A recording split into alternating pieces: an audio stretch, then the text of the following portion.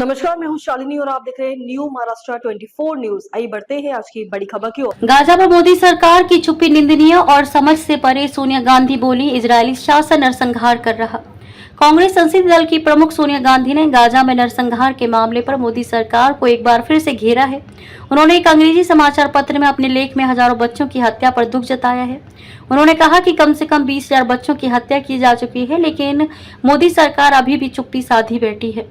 कांग्रेस संसदीय दल की प्रमुख सोनिया गांधी ने गाजा के मामले में नरेंद्र मोदी सरकार की निरंतर चुप्पी पर सवाल उठाते हुए शनिवार को कहा कि भारत को फलस्तीनियों के समर्थन में स्पष्ट और मुखर रुख अपनाना चाहिए तथा गाजा और वेस्ट बैंक में हो रही घटनाओं पर वैश्विक जनमत के अनुरूप प्रतिक्रिया देनी चाहिए। सोनिया गांधी ने एक लिखे लेख में संयुक्त राष्ट्र की स्वतंत्र अंतर्राष्ट्रीय जांच आयोग की हालिया रिपोर्ट का हवाला देते हुए दावा किया कि गाजा में बच्चों को सुनियोजित तरीके से निशाना बनाया जा रहा है और वहां की मानवीय स्थिति बेहद भयावह हो चुकी है।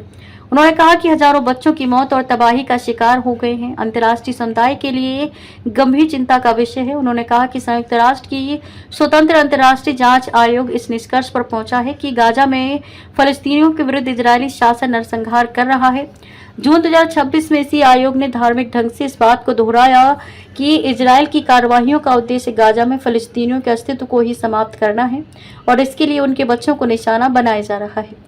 इस आयोग की अध्यक्षता प्रतिष्ठित भारतीय न्यायविद न्यायमूर्ति एस सोनिया गांधी ने लिखा कि मारे गए या घायल हुए लोगों में 27% बच्चे हैं और अनेक के सिर तथा गर्दन में गोली लगने के प्रमाण मिले हैं।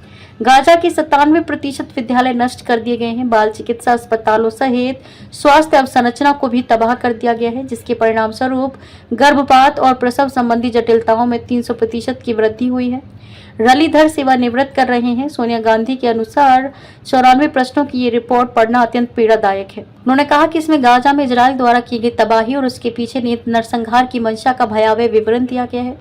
कम से कम 20,000 बच्चों की हत्या की जा चुकी है और अन्य 44,000 बच्चे घायल हुए हैं, जिनमें से अनेक जीवन भर के लिए अपंग हो गए हैं। बच्चों को निशाना बनाना कोई आकस्मिक घटना नहीं, बल्कि एक सोची समझी रणनीति है।